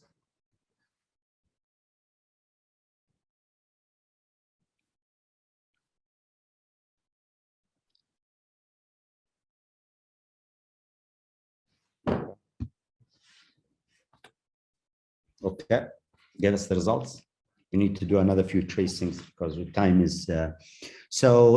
D, most of the people got anterior ST elevation with right bundle branch block. I think that's the correct answer.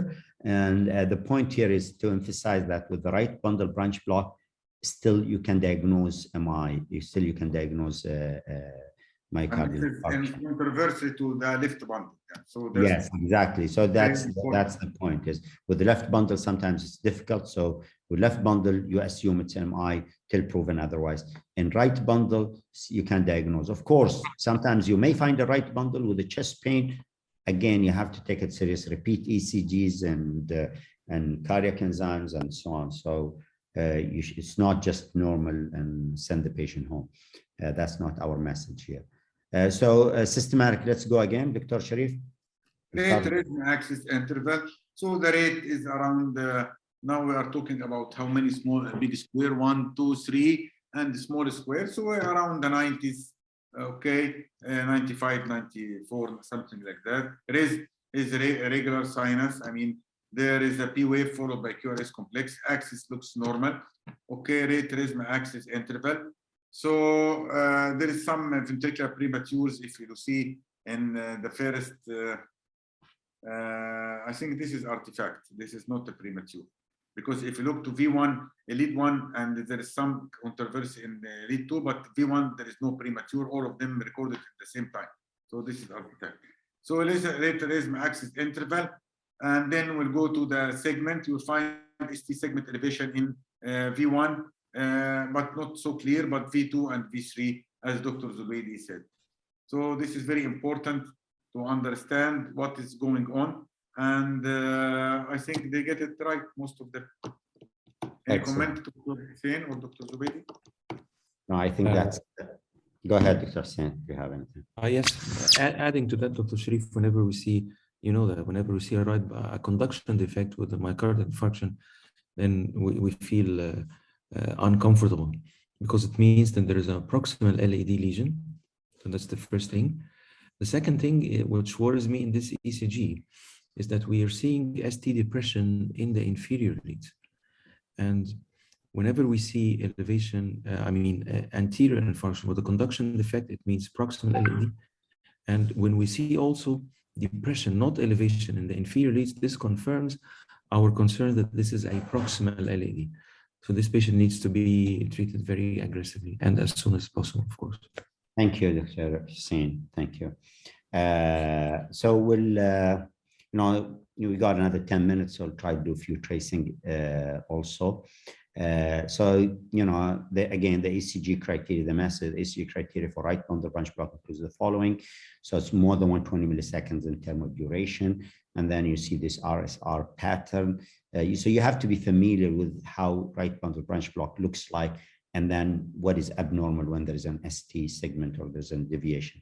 And again, unlike the presence of left bundle, as Dr. Sharif said, myocardial ischemia infarction can be detected on the ECG when right bundle is present. So let's go to case 11, 49, diabetic, dyslipidemic, got up early in the morning during sleep with complaint of heaviness in the chest. He developed hypotension and his systolic was low. So that's his ECG.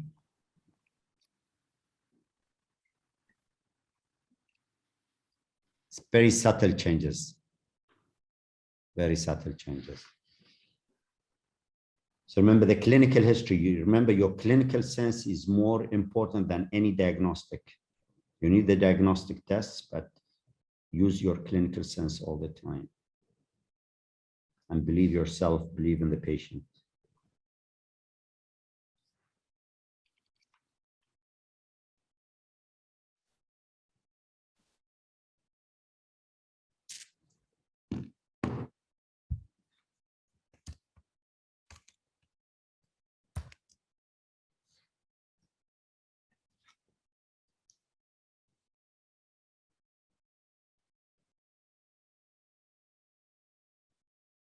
Okay, let's get the results.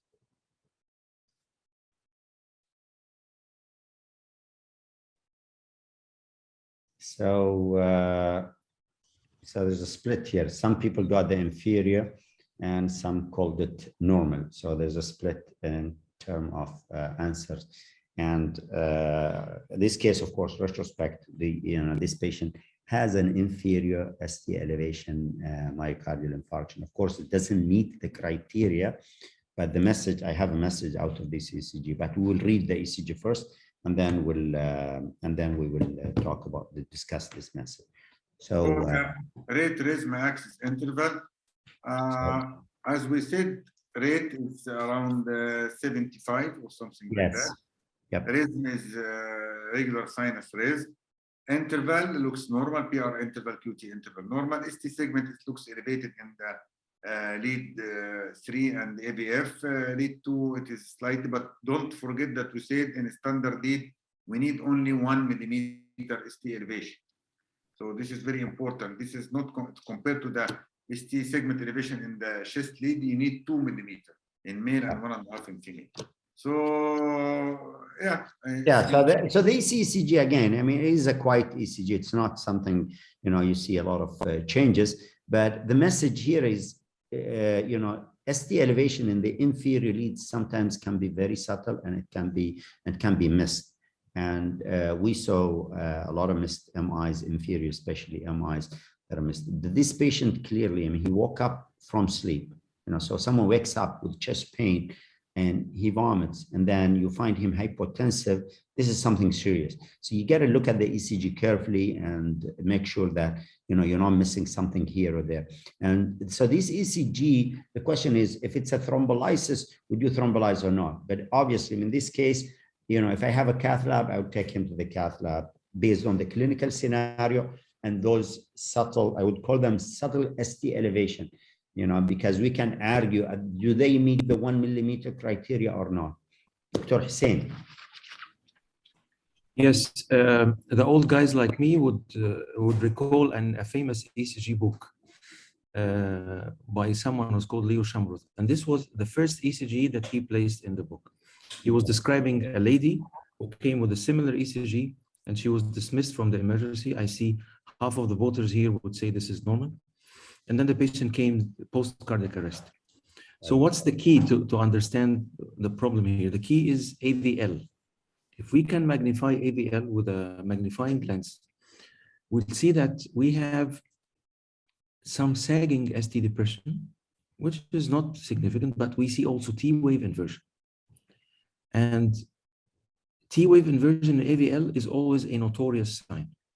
So whenever you see, please take a look at AVL and keep it in your mind, because this will save many lives. That's a very important point.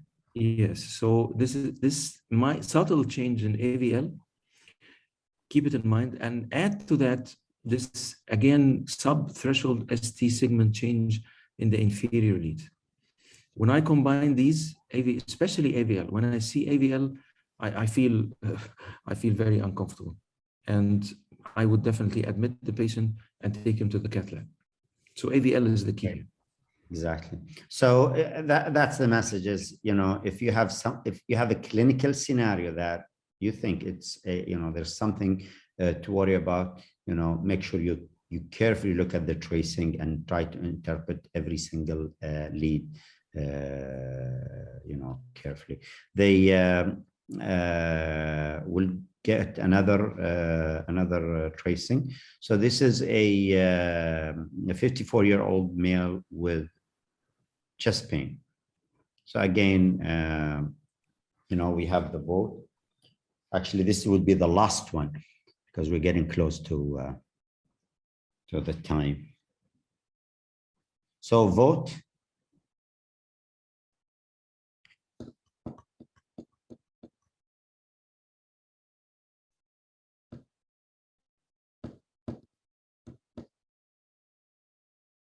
It's a bit of a challenge again,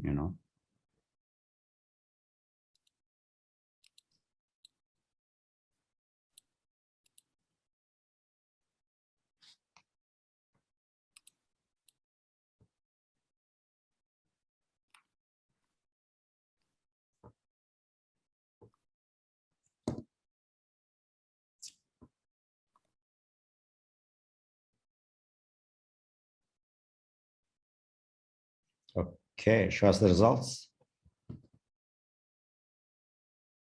So the majority called it C, inferior lateral STEMI, which I think is the most likely correct answer. But the rest also are, partially correct. I mean, there's an inferior and there's a posterior infarction. So we'll go quickly. So there is a sinus rhythm, bradycardic. The rate is slow. Maybe the rate is about 50. And the QRS and the PR intervals are all normal. The QT may be slightly prolonged. There's ST elevation involving lead 2. Now I'm talking about chest leads, lead 2, 3, and AVF. And then there is ST elevation involving the lateral leads, and specifically here V6.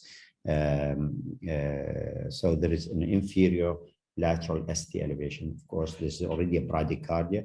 This patient is pending to go into some sort of a blocks or slowness there. So the treatment of choice, of course, is to reperfuse him and take him to the cath lab for primary PCI. If you don't have access to that, of course, thrombolysis is alternative but suboptimal choice. I think we are already close to or we're done almost with our allocated time. And we have another talk to go before we finish this webinar. Thanks again, Dr. Sharif, Dr. Hussein, for your participation in this interaction. Thanks to our colleagues, for their participation, active participation in this webinar and this ECG session. There's a lot of questions and question and answer part. There's a lot of comments in the chat. Also, I was not able even to get to it. I tried to get to some of it and try to put it into the discussion. Sorry, into the discussion when we're doing the ECGs. But thanks to all of you, and sorry if we couldn't get to your question and your query. Now we will move to Dr. Hussein Hishmet. Dr. Hussein is a consultant intervention cardiologist in Fujairah Hospital, and he is going to talk to us about iron deficiency in heart failure. Dr. Hussein, so we'll move to that talk and then we'll conclude our session. Thank you, Dr. Zubaidi, for the introduction, and I really enjoyed the previous session of the ECG.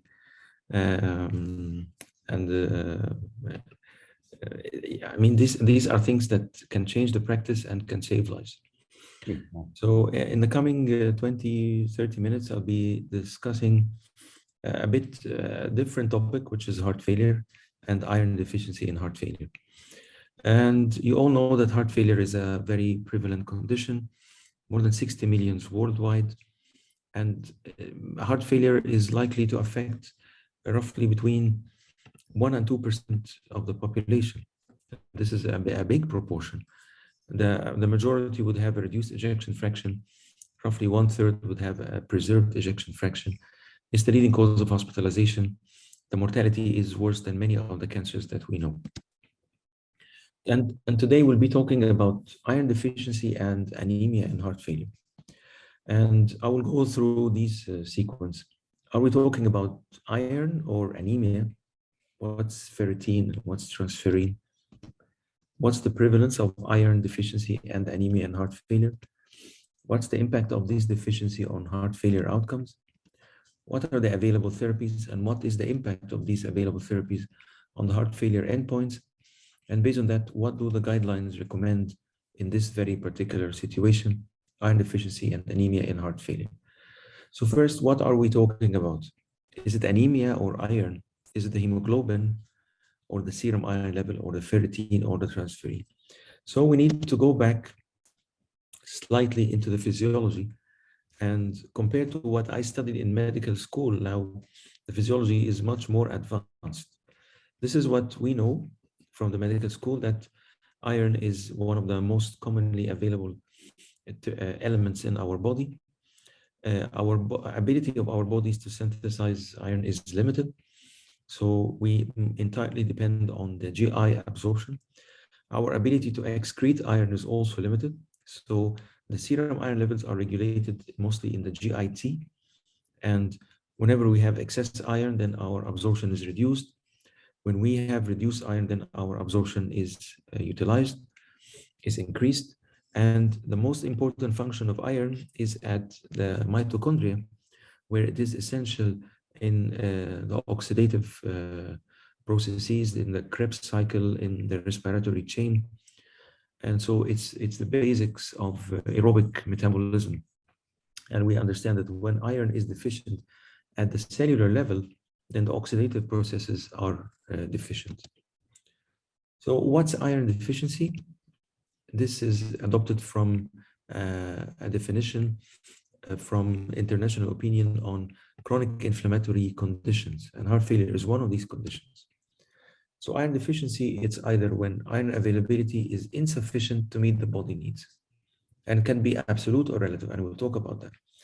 But one of the important messages that I'll keep repeating is that iron deficiency can be present with anemia or without anemia. So we can have iron deficiency anemia, and we can have iron deficiency without anemia. So it's not the hemoglobin, and we'll keep focusing on that. And a quick overview of what do we measure by the iron indices. We measure basically 3 or 4 variables. The first one is the serum ferritin levels. And ferritin is the storage form of iron in the cells. And it's also available in the circulation. And we can measure that. It gives us an idea about the iron stores, which is the ferritin. The other 2 variables are the serum iron and the transferrin. Transferrin is the protein that carries iron in the circulation. And based on the transferrin levels and the transferrin saturation and the iron binding capacity, we have an idea of the circulating iron. And so we will have 2 conditions that are associated with deficiency or iron deficiency: inflammatory anemia and iron deficiency anemia. In inflammatory anemia, ferritin is high because it is trapped in the macrophages, where the serum iron in both conditions will be low and the transferrin saturation will be low.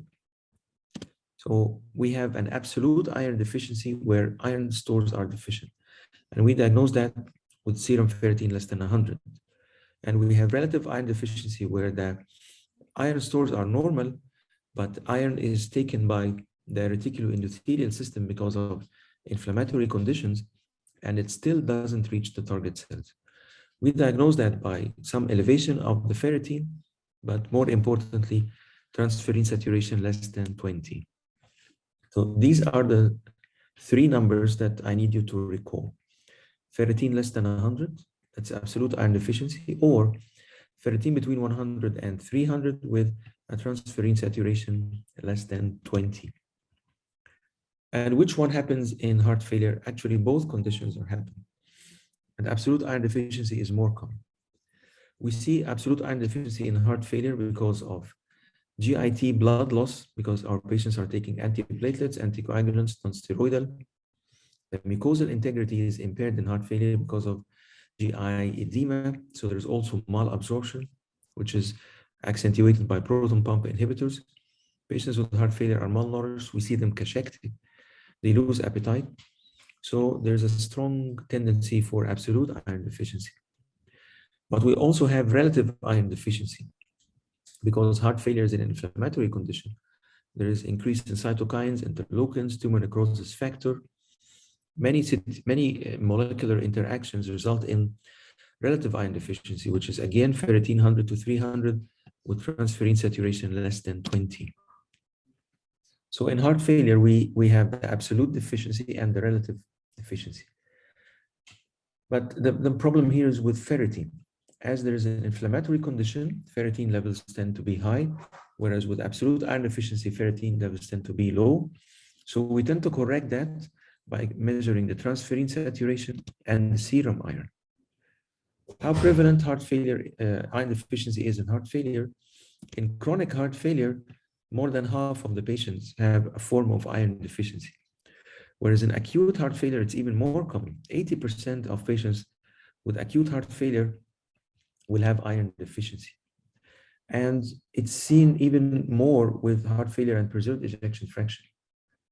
So it has no relation with the ejection fraction. We see it in reduced ejection fraction, and we see it in preserved ejection fraction. So what's the impact of iron deficiency on the outcomes of heart failure?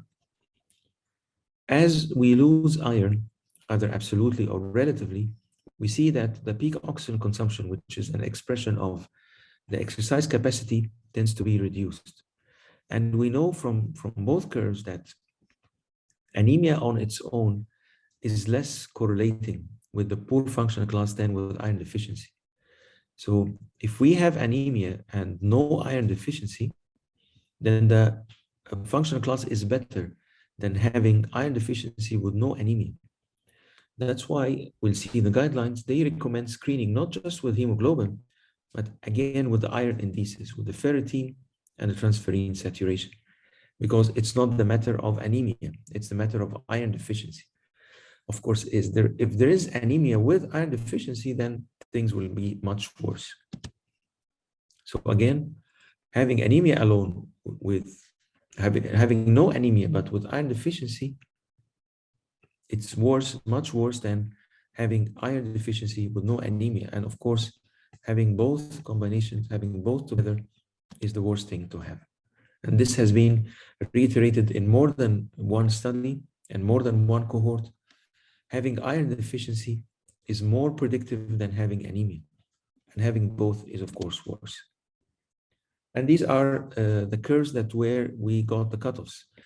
And the transferrin saturation less than 20 is associated with an increase in mortality. Serum iron also is a variable that you can keep in mind. And as the serum iron goes below 15, then again, the mortality tends to increase.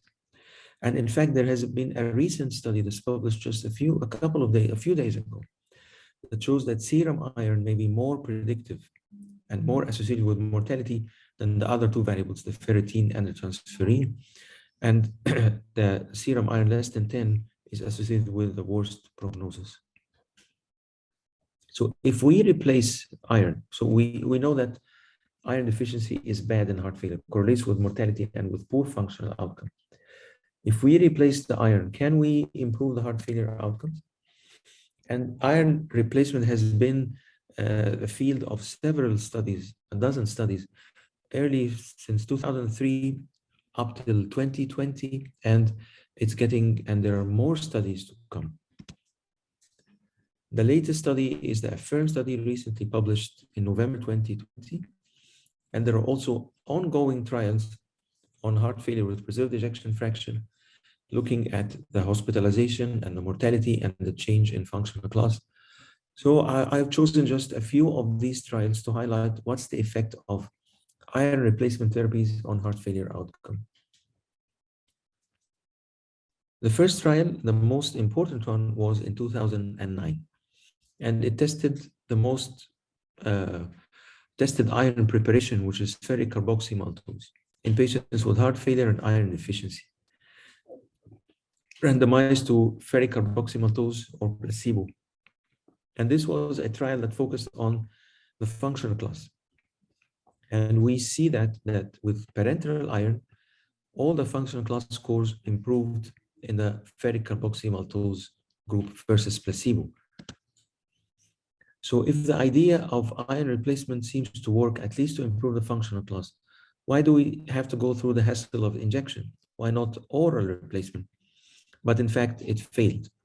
In the iron out heart failure randomized trial published in 2017, high-dose oral iron did not improve the oxygen consumption, which is an expression of the functional class, in patients with iron deficiency and reduced ejection fraction. And so iron replacement by the oral route is not the way to go. It doesn't work.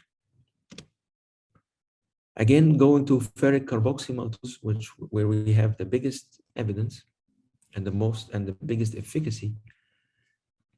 Another trial, which was the confirmed heart failure trial published in 2015, showed not only an improvement in functional class and the fatigue and the questionnaires and the 6-minute walk test, But this was the first time to show that iron replacement was able to reduce recurrent hospitalizations. And this is one of the most important endpoints in heart failure. We are having therapies in heart failure, like, let's say, very sick one, which the benefit is only in reduction of hospitalization. So if we have a simple agent that we can give in the outpatient that has the ability to improve heart failure hospitalizations, then this is something that we should pursue. In another trial, and this is a meta-analysis showing the effects of ferric carboxymaltose from several trials, it improved not only the function class, it improved the combined endpoint of hospitalizations and all-cause mortality.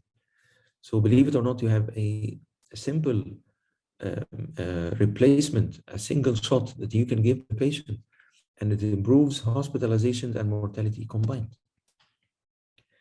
Another trial, the effect published in 2017, showed improvement in functional class, oxygen consumption, and the global assessment scores. And probably the latest one among these is the AFFIRM acute heart failure, published in the Lancet 3 months ago. They were looking at patients who were hospitalized with acute heart failure, not just chronic heart failure. And what they did after discharge of these patients with acute heart failure, they randomized them to injection of ferric carboxymaltose versus placebo. And we can talk about the dose. They included patients who have iron deficiency based on the criteria that we said, ferritin less than 100 or ferritin between 100 and 300 with transferrin saturation reduction. And they looked at the composite endpoints of total heart failure hospitalizations and cardiovascular death. And they also looked at the functional class and other variables. As again, these criteria that we need to remember, ferritin less than 100 or ferritin with transferrin saturation less than 20. Of course, they excluded patients with hemoglobin less than 8 because these are the patients who need packed RBCs transfusion. Parenteral iron alone will not work. So in the first week, they were given 1 gram of ferric carboxymaltose if the hemoglobin was less than 14. And if the hemoglobin was more than 14, they still gave them, of course, because we're talking here about iron deficiency. We're not talking about anemia, but the dose was less. And then at 6 weeks, if the hemoglobin was still low, it depends on the body weight. It's either 500 or 1000 milligram. If the hemoglobin is between 10 and 14 and less than 70 kilogram, you don't need to give them anything. So it's just 1 shot that's sufficient for the patient in some instances. If the patient is above 70 kilograms, then 500 milligrams would be enough. At 3 to 4 months, only if iron deficiency persisted, then they were given another shot of 500 milligrams. And one of the nice things I like about this therapy is that you can give only 1 or 2 doses and you improve the outcome of the patient. 80% of patients required only 1 or 2 doses, and 20% required 3 or 4 doses. And looking at the safety, there were no difference in serious adverse events with ferric carboxymaltose injection versus placebo. Nothing of diarrhea, of infections, of reactions. There were no difference from placebo. And of course, looking at the laboratory parameters, once we give the shot in 6 weeks, we see a dramatic change in ferritin compared to placebo, where placebo doesn't change. We see also a dramatic change in the transferrin saturation. How does that reflect on endpoints? Looking at total heart failure hospitalizations, we see a 26% reduction in hospitalizations. And mind you, this is equivalent to many of the pillars of the standards of heart failure therapies that we have. Looking at the combined endpoint of death or hospitalization, again, we see a 20% reduction in events with just 2 or 3 shots of ferric carboxymaltose. So administration of ferric carboxymaltose in patients who have iron deficiency with ejection fraction less than 50 is something that can reduce heart failure hospitalizations. Looking at the quality of life, which means a lot to our patients more than what means to us. If you ask a patient, do you prefer to live longer? or you prefer to live a healthier life, less sick, then the majority of patients would choose improving the quality of life over improving the quantity of life. And what the therapy did here is that there was a significant improvement in the Kansas cardiomyopathy questionnaire. The bigger the score, the better the functional class of the patient. We see a significant difference in all the parameters of the questionnaire. So how does that reflect into the guidelines? The latest ESC guidelines published last August, and among the workup, essential workup for patients with heart failure, of course, a pro-BNP, an ECG, an echo, a chest X-ray, a full blood count, and iron studies. They all get class 1. So whether he is an acute patient or a chronic patient, part of the routine labs that has to be done include an iron study, which is the transferrin saturation and ferritin. And all patients should be screened for anemia and iron deficiency with the blood count and the ferritin. And again, it gets, after these publications, intravenous iron replacement, specifically with ferric carboxymaltose, not with any other iron replacement, is recommended for patients with an ejection fraction less than 45 or 50, and with the criteria I mentioned, serum ferritin less than 100, or 100 to 300 with transferrin less than 20. And the aim is to improve the quality of life and to reduce the risk of heart failure hospitalizations, especially in patients who have been recently hospitalized with heart failure. This should be done pre-discharge and early post-discharge. So once the patient is hospitalized with acutely decompensated heart failure, we should give ferric carboxymaltose to prevent hospitalization and to improve the quality of life, with a chance of maybe reducing heart failure mortality. So this is taken from the ESC guidelines. We have the 4 pillars of heart failure therapy: ARNI, beta blocker, MRA, SGLT2 inhibitors. We have volume overload for diuretics, and we have other therapies that we need to consider. And among these, iron deficiency treatment with ferric carboxymaltose is now class 2A to prevent hospitalizations and to improve the functional class. The evidence that we have for other forms of iron therapy is much weaker, and mostly they don't work as ferric carboxymaltose works. That's why ferric carboxymaltose is mentioned by name by the guidelines. So to conclude, iron deficiency independent of anemia, regardless of hemoglobin, is associated with reduced exercise capacity, quality of life, all-cause mortality, risk of hospitalization. And we know that ferric carboxymaltose works to alleviate symptoms, improve the functional class, reduce hospitalizations, improving symptoms, especially in those patients who have been acutely hospitalized with heart failure. Thank you so much. Thank you so much for your great talk. I mean, we're seeing a lot of advancement in the area of heart failure with the new treatments, and I think iron screening or iron study screening is very important. And my question to you is the acceptance among patients when you ask them about giving an IV ions. Do you see it? Do you see any resistance in terms of acceptance, or do you think it's you don't see it as a challenge yet? Honestly, they are bombarded. I mean, the patients are already. We give them a lot of treatment, and some may resist, and we see it even in the oral medications. I'm just posing it as a question to see if there's any resistance and how to overcome that resistance. You know, Dr. Zubaidi, our patients are fond of vitamins and oral supplements. So when you tell them that we'll be giving you an injection of iron, they usually don't resist. The hassle may be in the outpatient systems, and this has been largely interrupted by COVID. Sometimes you need to bring in the patient for a special injection room and give him the injection. It can be a shot for the small doses, but it may be an infusion of 50 or 100 mLs when we're giving them 1,000 milligrams. So when you tell patients it's iron, they like it. They like it. Dr. Hussein, it is an outpatient administration, or they have to be in the hospital? No, it depends on the system. In many hospitals, there are injection rooms, injection clinics. No, I'm saying hospital is okay, but I mean in the private clinic, small clinic, something like that, or it is better to be administered in a hospital setting?